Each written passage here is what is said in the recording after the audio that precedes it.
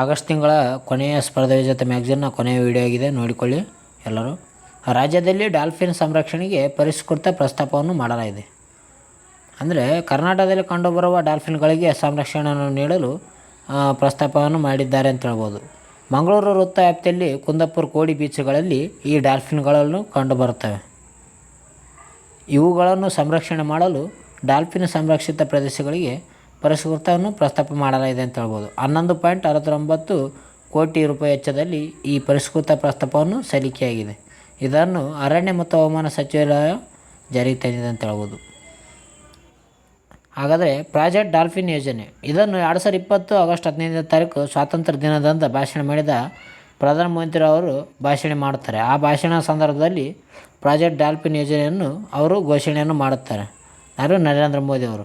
October 5 ರಾಷ್ಟ್ರೀಯ dolphin ದಿನವನ್ನು ಆಚರಣೆ ಮಾಡುವುದಾಗಿ ಎಂದು ಪ್ರಧಾನಮಂತ್ರಿ ಮೋದಿಯವರು ಘೋಷಣೆ ಮೂಲಕ ಆಚರಣೆಯನ್ನು ಮಾಡ್ತಾರೆ ಅಂತ ಹೇಳ್ಬೋದು.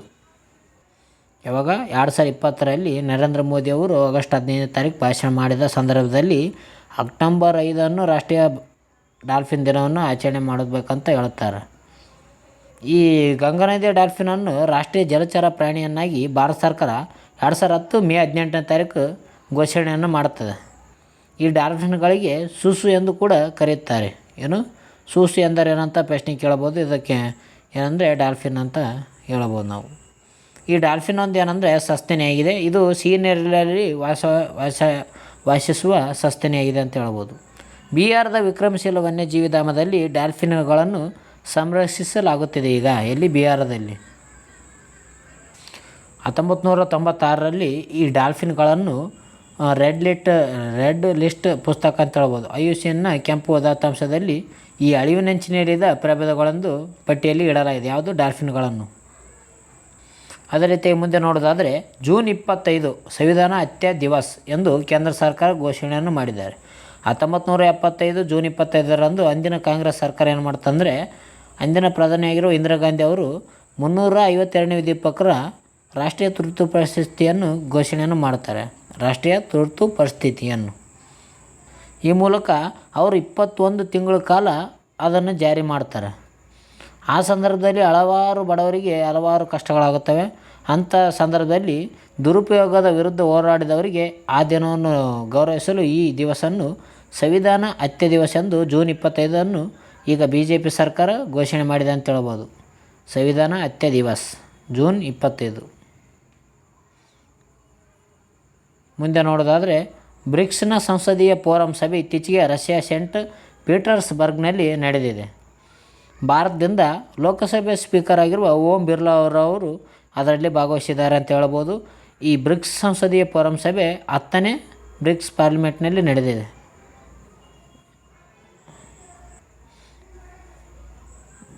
ಬ್ರಿಕ್ಸ್ ಪಾರ್ಲಿಮೆಂಟ್ನ ಪಾಲ್ಗೊಂಡು ಮಾತನಾಡಿದರು. ಎಷ್ಟನೇದಾಗಿದೆ ಅಂದರೆ ಇದು 10ನೇದೇ ಆಗಿದೆ. ಇದು ಬ್ರಿಕ್ಸ್ ಸಂಸದೀಯ ಫೋರಂ ಸಭೆ. ಅದೇ ರೀತಿ ಮುಂದೆ ನೋಡೋದಾದರೆ ಆವರ್ತಕ ಕಾರ್ಮಿಕ ಬಲ ಸಮೀಕ್ಷೆಯನ್ನು ಇತ್ತೀಚೆಗೆ ಬಿಡುಗಡೆ ಮಾಡಲಾಗಿದೆ. ಇದನ್ನು ಅಂಕಿಅಂಶ ಮತ್ತು ಕಾರ್ಯಕ್ರಮ ಅನುಷ್ಠಾನ ಸಚಿವಾಲಯದಿಂದ ಬಿಡುಗಡೆ ಮಾಡಲಾಗಿದೆ ಅಂತ ಹೇಳ್ಬೋದು. ಅಂದರೆ ಕಾರ್ಮಿಕರ ಬಗ್ಗೆ ಸಂಬಂಧಿಸಿದಂತೆ ಇದಕ್ಕೆ ಸಮೀಕ್ಷೆಯನ್ನು ಸಲ್ಲಿಸಲಾಗಿದೆ. ಏನಪ್ಪ ಅಂತಂದರೆ ನಗರ ಪ್ರದೇಶಗಳಲ್ಲಿ ನಿರುದ್ಯೋಗಗಳ ದರ 15 ವರ್ಷಕ್ಕಿಂತ ಮೇಲ್ಪಟ್ಟವರು ಎಷ್ಟು ಜನ ನಿರುದ್ಯೋಗರಿದ್ದಾರೆಂದು ಹೇಳಲಾಗಿದೆ. 2023ರಲ್ಲಿ 15 ವರ್ಷಕ್ಕಿಂತ ಮೇಲ್ಪಟ್ಟ ನಿರುದ್ಯೋಗಿಗಳು 6.8% ಜನ ಇದ್ದರು. ಈಗ 2024ರಲ್ಲಿ ಈ ಜನವರಿ ಮಾರ್ಚ್ನಲ್ಲಿ 6.7ಕ್ಕೆ ಇಳಿಕೆಯನ್ನು ಕಂಡಿದ್ದಾರೆ ಅಂತ ಹೇಳ್ಬೋದು. 2023ರಲ್ಲಿ 6.8 ಇದ್ದರು, ಈಗ 6.7ಕ್ಕೆ ಇಳಿಕೆಯನ್ನು ಆಗಿದ್ದಾರೆ. ಇದರಲ್ಲಿ ಪ್ರಮುಖ ಅಂಶ ಇದೆ. ಅದೇ ರೀತಿಯಾಗಿ ಇದರಲ್ಲಿ ಪ್ರಮುಖ ಅಂಶ ಏನಿದೆ ಅಂದರೆ ಇಂಪಾರ್ಟೆಂಟಾಗಿರೋದು ಫಿಲಿಪ್ಸ್ ರೇಖೆ ಅಂತ ಹೇಳ್ತಾರೆ ಅರ್ಥಶಾಸ್ತ್ರದಲ್ಲಿ. ಈ ಫಿಲಿಪ್ಸ್ ರೇಖೆ ಏನಂತಂದರೆ ನಿರುದ್ಯೋಗ ಮತ್ತು ಹಣದುಬ್ಬರ ನಡುವಿನ ವಿರುದ್ಧದ ಸಂಬಂಧವನ್ನು ತಿಳಿಸುವಂಥದ್ದಾಗಿದೆ. ಅದು ಫಿಲಿಪ್ಸ್ ರೇಖೆ.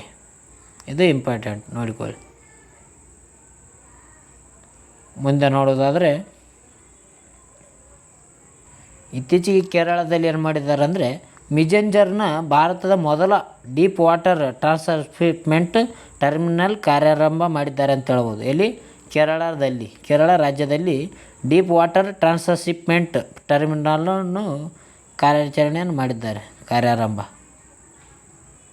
ಕೇರಳದ ಮಿಂಜಂಜರ್ನಲ್ಲಿ ನೆಲೆಗೊಂಡಿರುವ APEZM ಆಳ ಸಮುದ್ರದ ಬಂದರನ್ನು ಭಾರತದ ಮೆಗಾ ಟ್ರಾನ್ಸ್‌ಶಿಪ್‌ಮೆಂಟ್ ಕಂಟೈನರ್ ಟರ್ಮಿನಲ್ ಆಗಿ ಅಭಿವೃದ್ಧಿಪಡಿಸಲಾಗಿದೆ ಇತ್ತೀಚೆಗೆ. ಎಲ್ಲಿ? ಕೇರಳ ರಾಜ್ಯದಲ್ಲಿ. ಇದು ವಿಶ್ವದಲ್ಲಿಯೇ ಭಾರತೀಯ ಉಪಖಂಡದಲ್ಲಿನ ಏಕೈಕ ಟ್ರಾನ್ಸ್‌ಶಿಪ್‌ಮೆಂಟ್ ಅಂತ ಕೇಂದ್ರವಾಗಲಿದೆ ಅಂತ ಹೇಳಬಹುದು. ಎಲ್ಲಿ? ಕೇರಳ ರಾಜ್ಯದಲ್ಲಿ ಏನಂದರೆ ಡೀಪ್ ವಾಟರ್ ಟ್ರಾನ್ಸ್‌ಶಿಪ್‌ಮೆಂಟ್ ಟರ್ಮಿನಲನ್ನು ಉದ್ಘಾಟನೆ ಮಾಡಿದ್ದಾರೆ ಅಂತ ಹೇಳ್ಬೋದು. ಇಂಪಾರ್ಟೆಂಟ್ ನೋಡಿ. ಅದರಲ್ಲಿ ವಿಶ್ವದ 2ನೇ ಅತಿ ದೊಡ್ಡ ಸರಕು ಹಡಗು ಕೂಡ ಆಗಮನವಾಗಲಿದೆ ಕೇರಳ ರಾಜ್ಯದ ಡೀಪರ್ ಟ್ರಾನ್ಸ್‌ಶಿಪ್‌ಮೆಂಟ್ನಲ್ಲಿ. ಪ್ರಮುಖ ಅಂಶ ನೋಡೋದಾದರೆ ಸಾಗರಮಾಲಾ ಯೋಜನೆ ಏನಪ್ಪ ಅಂತಂದರೆ ಇದು ಭಾರತ ಬಂದರುಗಳನ್ನು ಆಧುನೀಕರಣಗೊಳಿಸುವ ಮೂಲಕ ಭಾರತದ ಕರಾವಳಿ ಭಾಗವನ್ನು ಅಭಿವೃದ್ಧಿಪಡಿಸಿ ಭಾರತದ ಆರ್ಥಿಕತೆಯನ್ನು ಹೆಚ್ಚಿಸುವ ಯೋಜನೆಯಾಗಿದೆ. ಯಾವುದು? ಸಾಗರಮಾಲಾ ಅಂದರೆ ಬಂದರು ಅಂದರೆ ಕೆಲವು ಜನಕ್ಕೆ ಗೊತ್ತಿರಲ್ಲ. ಬಂದರು ಏನಪ್ಪ ಅಂತಂದರೆ ಸಮುದ್ರದಲ್ಲಿ ತೀರದಲ್ಲಿರುವ ಹಡಗುಗಳ ನಿಲ್ದಾಣ ಅಂತ ಹೇಳ್ಬೋದು ನಾವು. ಬಂದರೆಂದರೆ ಇದನ್ನು 2015 ಜುಲೈ 30 ಬೆಂಗಳೂರಿನಲ್ಲಿ ಉದ್ಘಾಟನೆಯನ್ನು ಮಾಡ್ತಾರೆ. ಹಾಗಾದರೆ ಸಾಗರಮಾಲಾ ಯೋಜನೆಗೆ ಆಯ್ಕೆಯಾದ 6 ಬಂದರು ಯಾವ್ಯಾವು ಅಂದರೆ ಕರ್ನಾಟಕದಿಂದ ಉತ್ತರ ಕನ್ನಡ ಜಿಲ್ಲೆ ಬೇಲಿಕೇರಿ ಇದಕ್ಕೆ ಆಯ್ಕೆಯಾಗಿದೆ ಅಂತ ಹೇಳ್ಬೋದು. ಸಾಗರಮಾಲಾ ಯೋಜನೆಗೆ ಕರ್ನಾಟಕದಿಂದ ಆಯ್ಕೆಯಾದ ಯಾವುದಂತ ಕೇಳ್ತಾರೆ, ಇದಕ್ಕೆ ಬೇಲಿಕೇರಿ ಸರಿಯಾದ ಉತ್ತರ ಇದೆ. ಅದೇ ರೀತಿಯಾಗಿ ಮಹಾರಾಷ್ಟ್ರದ ವಧವಾನ್, ಪಶ್ಚಿಮ ಬಂಗಾಳದ ಸಾಗರ್ ಐಲ್ಯಾಂಡ್ ಮತ್ತು ಒಡಿಶಾದ ಪಾರದೀಪು ಹೊರವಲಯ, ತಮಿಳುನಾಡಿನ ಇನಿಯಮ್ ಮತ್ತು ತಮಿಳುನಾಡಿನ ಸರ್ ಕಾಜಿ ಅಂತ ಹೇಳ್ಬೋದು. ಇವು 6ಗಳು ಸಾಗರಮಾಲಾ ಯೋಜನೆಗೆ ಆಯ್ಕೆಯಾಗಿವೆ. ಇವು ಬಂದರುಗಳಾಗಿವೆ ಅಂತ ಹೇಳ್ಬೋದು. ಇವು ಈ ನೋಡಲ್ ಸಂಸ್ಥೆ ಅಂದರೆ ಭಾರತ ಬಂದರು ಸಚಿವಾಲಯ ಅನುಷ್ಠಾನ ಸಂಸ್ಥೆ ಆಗಿದೆ. ಇದು ಸಾಗರಮಾಲಾ ಕಂಪನಿ ಅಭಿವೃದ್ಧಿಯಾಗಿದೆ ಅಂತ ಹೇಳ್ಬೋದು. ಮುಂದೆ ನೋಡೋದಾದರೆ ನೇಪಾಳದ ಪ್ರಧಾನಿಯಾಗಿ KP ಶರ್ಮಾ ಓಲಿ ಅವರು ಆಯ್ಕೆಯಾಗಿದ್ದಾರೆ ಅಂತ ಹೇಳ್ಬೋದು. ಇವರು 3ನೇ ಬಾರಿಗೆ ಆಯ್ಕೆಯಾಗಿದ್ದಾರೆ ನೇಪಾಳದ.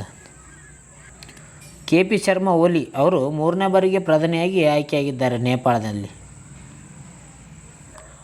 ಮೊದಲು ಯಾರಿದ್ದರಪ್ಪ ಅಂತಂದ್ರೆ ಪುಷ್ಪಕಮಲ್ ದಾಲ್ ಅವರಿದ್ದರು. ಪುಷ್ಪಕಮಲ್ ದಾಲ್ ಪ್ರಚಂಡ ಅವರು ವಿಶ್ವಾಸವನ್ನು ಕಳೆದುಕೊಂಡ ನಂತರ ಈಗ ನೇಪಾಳದ ಪ್ರಧಾನಿಯಾಗಿ KP ಶರ್ಮಾ ಓಲಿ ಅವರು 3ನೇ ಬಾರಿಗೆ ಪ್ರಧಾನಿಯಾಗಿದ್ದಾರೆ ಅಂತ ಹೇಳ್ಬೋದು ನೇಪಾಳದ. ಅದೇ ರೀತಿಯಾಗಿ ಮುಂದೆ ನೋಡೋದಾದರೆ 1ನೇ ತರಗತಿಗೆ ಪ್ರವೇಶ ಗರಿಷ್ಠ ವಯೋಮಿತಿಯನ್ನು 8 ವರ್ಷಕ್ಕೆ ಏರಿಕೆಯನ್ನು ಮಾಡಲಾಗಿದೆ. ಇತ್ತೀಚೆಗೆ ಅಂದರೆ ನಾವು 1ನೇ ಕ್ಲಾಸ್ ಆಗ್ಬೇಕಂದ್ರೆ ಬರೀ 5 ವರ್ಷ ಆದರೆ ಸಾಕಾಗ್ತಿತ್ತು. ಈಗ ಅದು ಗರಿಷ್ಠ ಮಿತಿಯನ್ನು 8 ವರ್ಷಕ್ಕೆ ಏರಿಕೆಯನ್ನು ಮಾಡಿದ್ದಾರೆ. ಇದನ್ನು 2025-26ನೇ ಸಾಲಿನಿಂದ ಅನ್ವಯವಾಗಲಿದೆ. ಇದು 8 ವರ್ಷಕ್ಕೆ ಏರಿಕೆ ಮಾಡಿರೋದು 1ನೇ ತರಗತಿ ವಿದ್ಯಾರ್ಥಿಗಳಿಗೆ. ಅದೇ ರೀತಿಯಾಗಿ LKG ಮತ್ತು UKGಗೆ ಪ್ರವೇಶ ಪಡೆಯುವ ಮಕ್ಕಳು ಕನಿಷ್ಠ ವಯೋಮಿತಿಯನ್ನು 4 ವರ್ಷದಿಂದ 5 ವರ್ಷಕ್ಕೆ ನಿಗದಿ ಮಾಡಲಾಗಿದೆ ಅಂತ ಹೇಳ್ಬೋದು. ಮುಂದೆ ನೋಡೋದಾದರೆ ಮಾನ್ವಿ ಮಧು ಕಶ್ಯಪ್ ಅವರು ದೇಶದ 2ನೇ ತೃತೀಯ ಲಿಂಗಿ ಸಬ್ ಇನ್ಸ್ಪೆಕ್ಟರ್ ಆಗಿ ಹೊರಹೊಮ್ಮಿದ್ದಾರೆ ಅಂತ ಹೇಳ್ಬೋದು. ಯಾರು? ಮಾನ್ವಿ ಮಧು ಕಶ್ಯಪ್. ಇವರು ಬಿಹಾರದ ಮೂಲದವರಾಗಿದ್ದಾರೆ. ಇವರು ದೇಶದ 2ನೇ ತೃತೀಯ ಲಿಂಗಿ ಆಗಿದ್ದಾರೆ, ಇನ್ಸ್ಪೆಕ್ಟರ್ ಆಗಿದ್ದಾರೆ. ಇವರು ದೇಶದ 2ನೇ ತೃತೀಯ ಲಿಂಗಿ ಇನ್ಸ್ಪೆಕ್ಟರ್ ಆಗಿದ್ದಾರೆ. ಜೊತೆಗೆ ಬಿಹಾರ್ ರಾಜ್ಯದ ಮೊದಲ ತೃತೀಯ ಲಿಂಗಿ ಎಂಬ ಹೆಗ್ಗಳಿಕೆಗೆ ಇವರು ಮಾನ್ವಿ ಮಧು ಅವರು ಕಶ್ಯಪ್ ಅವರು ಪಾತ್ರರಾಗಿದ್ದಾರೆ. ಹಾಗಾದರೆ ದೇಶದ ಮೊದಲ ತೃತೀಯ ಲಿಂಗಿ ಯಾರಪ್ಪ ಅಂತಂದರೆ ಇವರು ಪ್ರೀತಿಕಾ ಯಾಸಿನ್.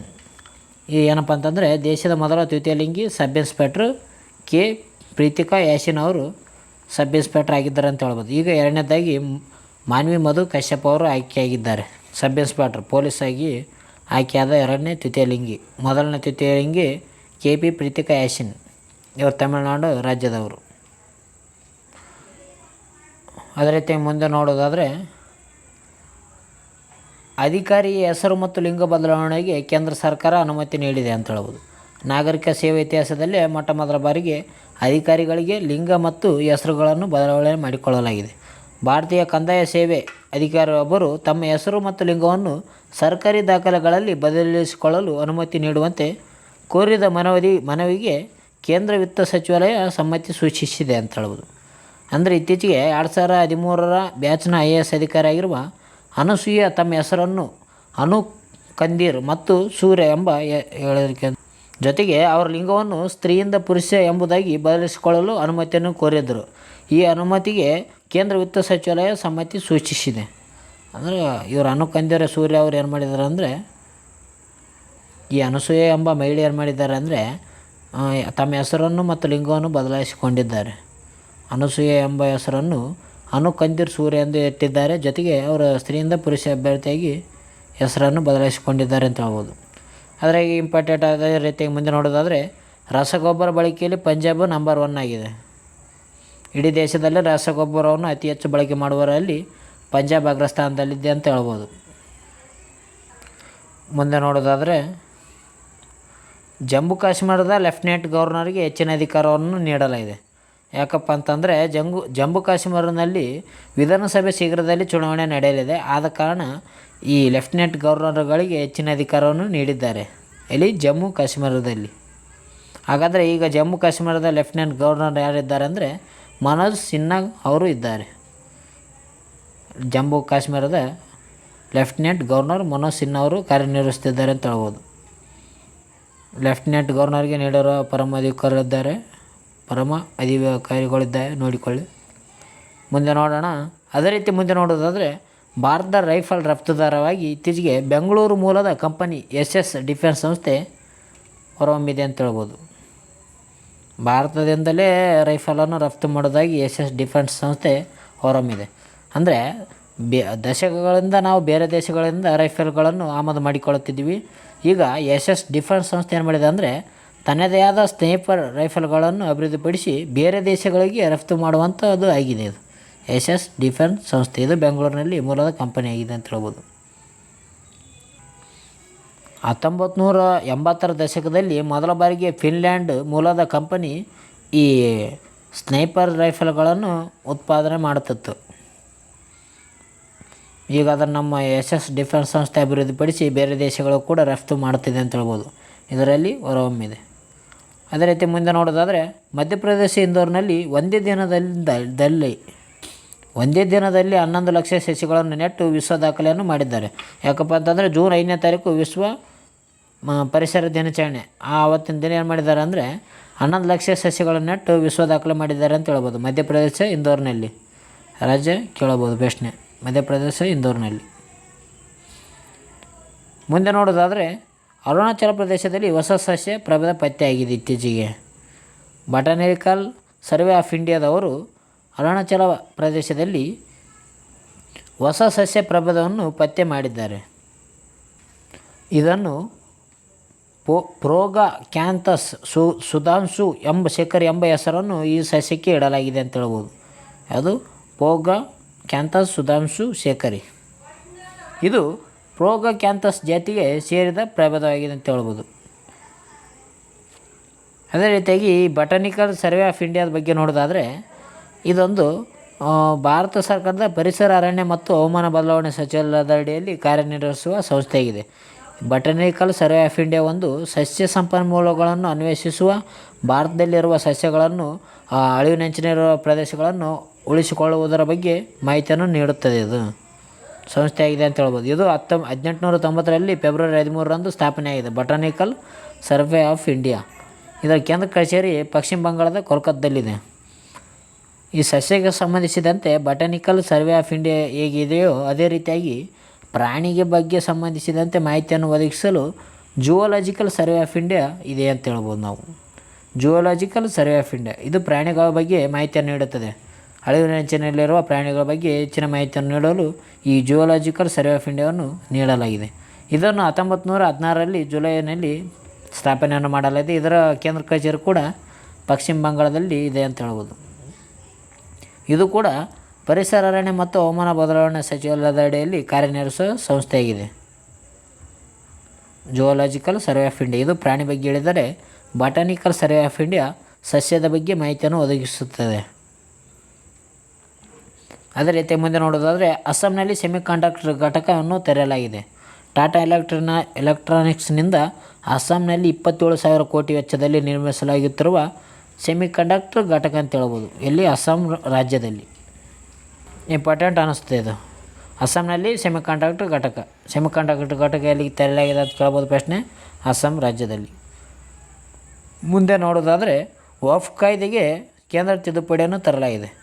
ವಫ್ ಕಾಯ್ದೆಯಡಿ ಹಲವು ಮಹತ್ವದ ಬದಲಾವಣೆಯನ್ನು ತರಲು ಈ ಕೇಂದ್ರ ಸರ್ಕಾರ ಏನು ಮಾಡಿದೆ ಅಂದರೆ ಇದಕ್ಕೆ ವಫ್ ಕಾಯ್ದೆಗೆ ತಿದ್ದುಪಡಿ ತರಲಾಗಿದೆ ಅಂತ ಹೇಳ್ಬೋದು. ಇದಕ್ಕೆ ಒಟ್ಟು 40 ತಿದ್ದುಪಡಿಗಳನ್ನು ಅಂಗೀಕರಿಸಿದೆ. 40 ತಿದ್ದುಪಡಿಗಳನ್ನು ಇದು ಅಂಗೀಕರಿಸಿದೆ ಅಂತ ಹೇಳ್ಬೋದು. ಏನಿದು ವಫ್ ಕಾಯ್ದೆ ಅಂತ ಅನ್ನೋದಾದರೆ ಇದು ಧಾರ್ಮಿಕವಾಗಿ ಇಸ್ಲಾಂ ಬಾಂಧವರಿಗೆ ನೀಡುವ ಒಂದು ಸ್ಥಳವಾಗಿದೆ ಅಂತ ಹೇಳ್ಬೋದು. ಮುಸ್ಲಿಂ ವ್ಯಕ್ತಿಗಳಿಗೆ ಧಾರ್ಮಿಕ ಸ್ಥಳವಾಗಿದೆ ನೀಡುವಂಥ ಜಾಗದ ಮೇಲೆ ಈಗ ವಫ್ ಕಾಯ್ದೆಯನ್ನು ತಿದ್ದುಪಡಿ ತರಲಾಗಿದೆ. ಇದನ್ನು ವಫ್ ಕಾಯ್ದೆಯ ಮಂಡಳಿಗಳು ಇದನ್ನು ನೋಡಿಕೊಳ್ಳುತ್ತವೆ. ಅದು ವಫ್ ಕಾಯ್ದೆಯನ್ನು. ಇದನ್ನು ಜವಾಹರ್ಲಾಲ್ ನೆಹರು ಅವರು 1954ರಲ್ಲಿ ವಫ್ ಕಾಯ್ದೆ ಅಂಗೀಕರಿಸಲು ಮಾಡ್ತಾರೆ. 1964ರಲ್ಲಿ ಕೇಂದ್ರ ವಫ್ ಕೌನ್ಸಿಲನ್ನು ಇದನ್ನು ಸ್ಥಾಪಿಸಲಾಗುತ್ತದೆ. ಕೇಂದ್ರ ವಫ್ ಕೌನ್ಸಿಲ್ ಅಂತ ಹೇಳ್ಬೋದು. ಮುಸ್ಲಿಮರಿಗೆ ಸಂಬಂಧಿಸಿದಂತೆ ಅವರಿಗೆ ಧಾರ್ಮಿಕ ಜಾಗವನ್ನು ಸ್ಥಳಗಳನ್ನು ನೀಡುವುದೇ ಈ ವಫ್ ಕಾಯ್ದೆ ಅಂತ ಹೇಳ್ಬೋದು ನಾವು. ಇದಕ್ಕೆ 40 ತಿದ್ದುಪಡಿಗಳನ್ನು ಇದು ಇತ್ತೀಚೆಗೆ ತರಲಾಗಿದೆ. ಮುಂದೆ ನೋಡೋದಾದರೆ ಇತ್ತೀಚೆಗೆ ವಿಶ್ವದ ಬಲಿಷ್ಠ ಪಾಸ್ಪೋರ್ಟ್ಗಳ ಪಟ್ಟಿಯಲ್ಲಿ ಬಿಡುಗಡೆ ಮಾಡಿದ್ದಾರೆ. ಇದರಲ್ಲಿ ಸಿಂಗಾಪುರ ಪಾಸ್ಪೋರ್ಟ್ ಮೊದಲ ಸ್ಥಾನವನ್ನು ಪಡೆದುಕೊಂಡಿದೆ. ಸಿಂಗಾಪುರ್ ಪಾಸ್ಪೋರ್ಟ್ ಸೂಚ್ಯಂಕದಲ್ಲಿ ಮೊದಲ ಸ್ಥಾನವನ್ನು ಪಡೆದುಕೊಂಡಿದೆ. ನಮ್ಮ ಭಾರತ ದೇಶ 82ನೇ ಸ್ಥಾನ ಪಡೆದಿದೆ ಅಂತ ಹೇಳ್ಬೋದು ನಾವು. 82ನೇ ಸ್ಥಾನವನ್ನು ಭಾರತ ದೇಶ ಪಡೆದುಕೊಂಡಿದೆ. ಈ ಬಲಿಷ್ಠ ಪಾಸ್ಪೋರ್ಟ್ ಸೂಚ್ಯಂಕದ ಬಿಡುಗಡೆ ಮಾಡೋರು ಯಾರಪ್ಪ ಅಂತಂದರೆ ಏನ್ಲಿ ಪಾಸ್ಪೋರ್ಟ್ ಸಂಸ್ಥೆ. ಏನ್ಲಿ ಪಾಸ್ಪೋರ್ಟ್ ಸೂಚ್ಯಂಕ ಅಂತ ಕೂಡ ಇದನ್ನು ಕರೀತಾರೆ. ಇದು ಬಿಡುಗಡೆ ಮಾಡುತ್ತದೆ. ಮೊದಲ ಸ್ಥಾನ ಯಾವುದಿದೆ ಅಂದರೆ ಸಿಂಗಾಪುರ್ ಇದೆ, ಮೊದಲ ಸ್ಥಾನದಲ್ಲಿದೆ. ಈ ಸಿಂಗಾಪುರ ವಿಶ್ವದಲ್ಲಿ ಅತ್ಯಂತ ಬಲಶಾಲಿಯಾದ ಎಂದು ಪಾಸ್ಪೋರ್ಟ್ ಸೂಚಕವನ್ನು ಎಂದು ಕೂಡ ಗುರುತಿಸಲಾಗಿದೆ. 2ನೇ ಸ್ಥಾನದಲ್ಲಿರುವ ರಾಷ್ಟ್ರಗಳು ಯಾವುವು ಅಂದರೆ ಫ್ರಾನ್ಸ್, ಇಟಲಿ, ಜರ್ಮನಿ, ಸ್ಪೇನ್, ಜಪಾನ್ಗಳು 2ನೇ ಸ್ಥಾನ ಪಡೆದುಕೊಂಡಿವೆ. 3ನೇ ಸ್ಥಾನದಲ್ಲಿ ಆಸ್ಟ್ರಿಯಾ, ಫಿನ್ಲ್ಯಾಂಡ್, ಐರ್ಲ್ಯಾಂಡ್, ಲುಕ್ಸೆಂಬರ್ಗ್, ನೆದರ್ಲ್ಯಾಂಡ್ ಕೂಡ ಇದ್ದಾವೆ. 4ನೇ ಸ್ಥಾನದಲ್ಲಿ ನ್ಯೂಜಿಲ್ಯಾಂಡ್, ನಾರ್ವೆ, ಬೆಲ್ಜಿಯಂ ದೇಶಗಳಿದ್ದಾವೆ. ಅದೇ ರೀತಿಯಾಗಿ ಅಮೇರಿಕ 186 ದೇಶಗಳಿಗೆ ವೀಸಾ ಮುಕ್ತ ಪ್ರದೇಶ ನೀಡುವ ಮೂಲಕ ಇದು 8ನೇ ಸ್ಥಾನದಲ್ಲಿದೆ ಅಂತ ಹೇಳ್ಬೋದು. 8ನೇ ಸ್ಥಾನದಲ್ಲಿದೆ ಅಮೇರಿಕ. ನಮ್ಮ ಭಾರತ 82ನೇ ಸ್ಥಾನದಲ್ಲಿದೆ. ನಮ್ಮ ಭಾರತ ಇಂಪಾರ್ಟೆಂಟ್ ನೋಡಿಕೊಳ್ಳಿ, 82ನೇ ಸ್ಥಾನದಲ್ಲಿದೆ. ಮುಂದೆ ನೋಡೋದಾದರೆ UPSC ಅಧ್ಯಕ್ಷರಾಗಿ ಪ್ರೀತಿ ಸುದನ್ ಅವರು ನೇಮಕವಾಗಿದ್ದಾರೆ. ಕೇಂದ್ರ ಲೋಕಸೇವಾ ಆಯೋಗದ ನೂತನ ಅಧ್ಯಕ್ಷರಾಗಿ ಪ್ರೀತಿ ಸುದನ್ ಅವರು ನೇಮಕವಾಗಿದ್ದಾರೆ ಅಂತ ಹೇಳ್ಬೋದು ನಾವು. ಇವರು ಆಂಧ್ರ ಪ್ರದೇಶದವರು ಮೂಲವರಾಗಿದ್ದಾರೆ. ಮೊದಲು ಯಾರಿದ್ರಪ್ಪ ಅಂತಂದರೆ UPSC ಅಧ್ಯಕ್ಷರು ಯಾರಿದ್ರು ಅಂದರೆ UPSC ಮೊದಲ ಅಧ್ಯಕ್ಷರು ಯಾರಿದ್ದಾರಂದರೆ ಮನೋಜ್ ಸೋನಿ. ಇವರು ಇತ್ತೀಚೆಗೆ UPSCಗೆ ಅಧ್ಯಕ್ಷ ಸ್ಥಾನವನ್ನು ರಾಜೀನಾಮೆ ನೀಡಿದರು.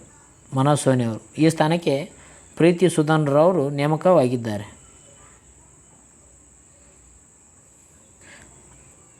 ಅದೇ ರೀತಿಯಾಗಿ ಮುಂದೆ ನೋಡೋದಾದರೆ CRPFನ 86ನೇ ಸಂಸ್ಥಾಪನಾ ದಿನವನ್ನು ಆಚರಣೆಯನ್ನು ಮಾಡಿಕೊಂಡಿದೆ. ಯಾವಾಗ ಜುಲೈ 27ನೇ ತಾರೀಕರಂದು ಈ CRPF 86ನೇ ಸಂಸ್ಥಾಪನಾ ದಿನಾಚರಣೆಯನ್ನು ಮಾಡಿಕೊಂಡಿದೆ ಅಂತ ಹೇಳ್ಬೋದು ನಾವು. ಇದನ್ನು ಕೇಂದ್ರೀಯ ಮೀಸಲು ಪೊಲೀಸ್ ಪಡೆ ಅಂತ ಕೂಡ ಕರೆಯುತ್ತಾರೆ. ಇದು 86ನೇ ಸಂಸ್ಥಾಪನಾ ದಿನವನ್ನು ಜುಲೈ 27ರಂದು ಆಚರಣೆ ಮಾಡಿಕೊಂಡಿದೆ. ಇದು ಕೇಂದ್ರ ಗೃಹ ಸಚಿವಾಲಯದ ಅಡಿಯಲ್ಲಿ ಕಾರ್ಯನಿರ್ವಹಿಸುವ ಒಕ್ಕೂಟದ ಸಶಸ್ತ್ರ ಪಡೆಗಳಲ್ಲಿ ಒಂದಾಗಿದೆ ಅಂತ ಹೇಳ್ಬೋದು. CRPF ಇದನ್ನು ಮೊಟ್ಟಮೊದಲ ಬಾರಿಗೆ 1939 ಜುಲೈ 27ರಂದು ಇದನ್ನು ಸ್ಥಾಪನೆ ಮಾಡಲಾಗುತ್ತದೆ. ಆವಾಗ 1939ರಲ್ಲಿ CRPF ಸ್ಥಾಪನೆಯನ್ನು ಮಾಡಲಾಗುತ್ತದೆ ಜುಲೈ 27ರಂದು. ಆದ ಕಾರಣ ಜುಲೈ 27ರಂದು ಸಂಸ್ಥಾಪನಾ ದಿನಾಚರಣೆ ಮಾಡುತ್ತದೆ CRPF ಅಂತ ಹೇಳ್ಬೋದು. ಈ CRPF ಈಗ 246 ಬೆಟಾಲಿಯನ್ಗಳನ್ನು ಒಳಗೊಂಡಿದೆ. ಅದೇ ರೀತಿಯಾಗಿ ಮುಂದೆ ನೋಡೋದಾದರೆ ಗಡಿ ಭದ್ರತಾ ಪಡೆಯ ಮಹಾನಿರ್ದೇಶಕರಾಗಿ ದಲ್ಜಿತ್ ಸಿಂಗ್ ಚೌಧರಿ ಅವರು ನೇಮಕವನ್ನು ಆಗಿದ್ದಾರೆ. ಯಾರು? ದಲ್ಜಿತ್ ಸಿಂಗ್ ಚೌಧರಿ ಗಡಿ ಭದ್ರತಾ ಪಡೆಯ ಮಹಾನಿರ್ದೇಶಕರಾಗಿದ್ದಾರೆ. ಇವರು ಉತ್ತರ ಪ್ರದೇಶ ರಾಜ್ಯದವರಾಗಿದ್ದಾರೆ. ಕೇಡರ IPS ಅಧಿಕಾರಿಯಲ್ಲಿ ದಲ್ಜಿತ್ ಸಿಂಗ್ ಚೌಧರಿ ಅವರನ್ನು BSFನ ಮುಖ್ಯಸ್ಥರಾಗಿ ನೇಮಕ ಮಾಡಿ ಕೇಂದ್ರ ಸರ್ಕಾರ ಆದೇಶ ಹೊರಡಿಸಿದೆ ಅಂತ ಹೇಳ್ಬೋದು ನಾವು.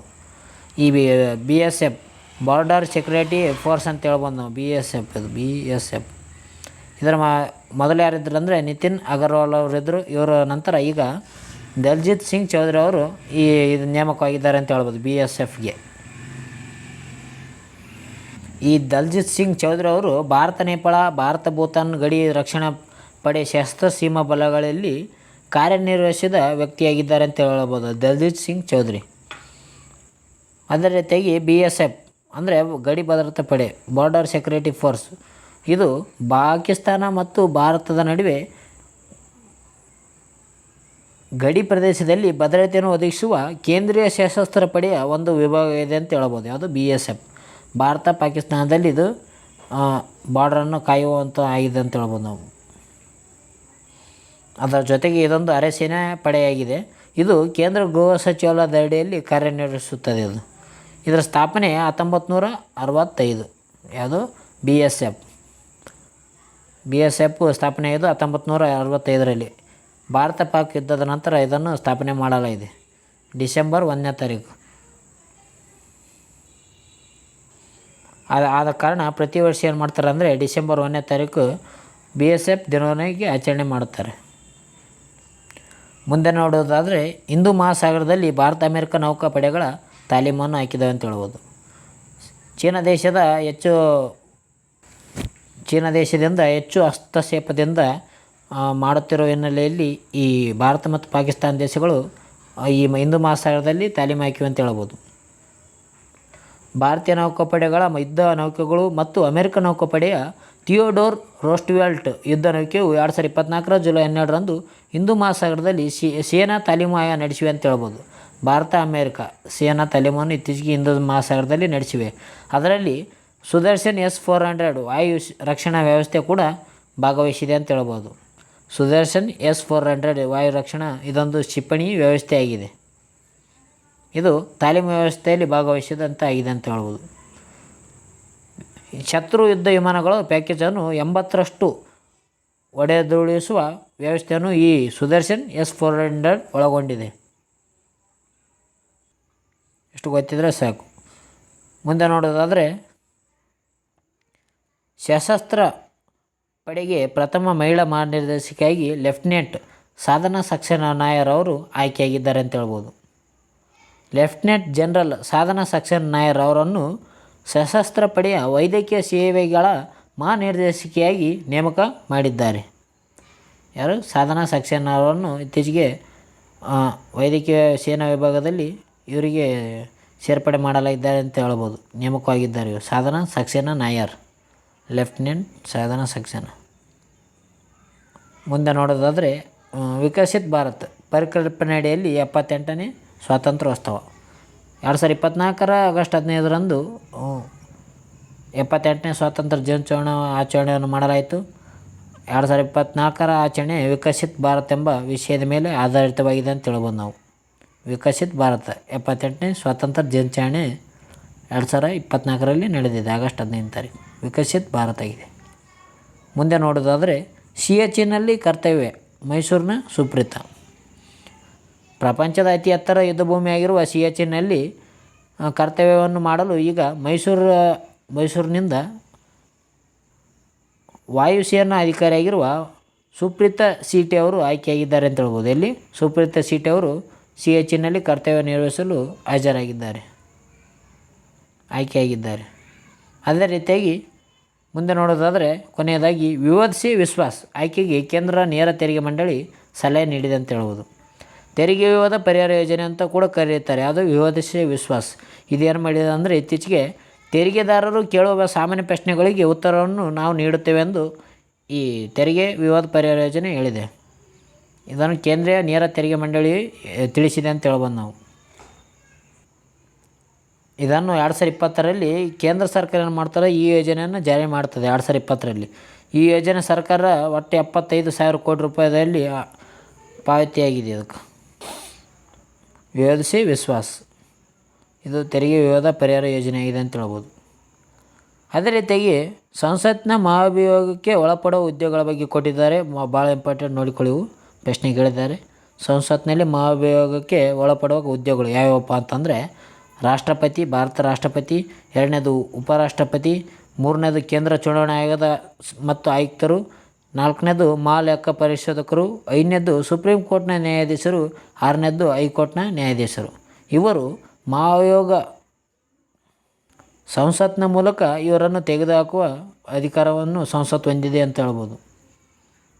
ಇವು 6 ಜನಕ್ಕೆ ಭಾರತ ರಾಷ್ಟ್ರಪತಿ, ಉಪರಾಷ್ಟ್ರಪತಿ, ಕೇಂದ್ರ ಚುನಾವಣಾ ಆಯುಕ್ತರು ಮತ್ತು ಮಾಲಕ ಪರಿಶೋಧಕರು, ಸುಪ್ರೀಂ ಕೋರ್ಟ್ನ ನ್ಯಾಯಾಧೀಶರು, ಹೈಕೋರ್ಟ್ನ ನ್ಯಾಯಾಧೀಶರು ಇವುಗಳು ಸಂಸತ್ ಮೂಲಕ ಇವರನ್ನು ತೆಗೆದುಹಾಕಬಹುದು ಮಹಾಭಿಯೋಗ ಮಾಡುವ ಮೂಲಕ. ಓಕೆ ಫ್ರೆಂಡ್ಸ್, ಇವತ್ತಿನ ವಿಡಿಯೋದಲ್ಲಿ ಇಷ್ಟೇ. ಮುಂದಿನ ವಿಡಿಯೋದಲ್ಲಿ ಈ ರಾಷ್ಟ್ರೀಯ, ಅಂತಾರಾಷ್ಟ್ರೀಯ ಮತ್ತು ರಾಜ್ಯ ಮಟ್ಟದ ಹುದ್ದೆಗಳ ಬಗ್ಗೆ ಇದ್ದಾವೆ. ಮುಂದಿನ ಮ್ಯಾಗ್ಝಿನಲ್ಲಿ ಸಿಗೋಣ. ಎಲ್ಲರಿಗೂ ಬಾಯ್ ಫ್ರೆಂಡ್ಸ್. ಅದೇ ರೀತಿಯಾಗಿ ಯಾರು ನಮ್ಮ ಓಲ್ಡ್ ವೀಡಿಯೋ ನೋಡಿಲ್ಲ ಎಲ್ಲ ವೀಡಿಯೋ ನೋಡಿ. ಓಕೆ ಫ್ರೆಂಡ್ಸ್, ಎಲ್ಲರಿಗೂ ಬಾಯ್. ಮುಂದಿನ ತಿಂಗಳ ಮ್ಯಾಗ್ಝಿನಲ್ಲಿ ಸಿಗೋಣ. Okay friends.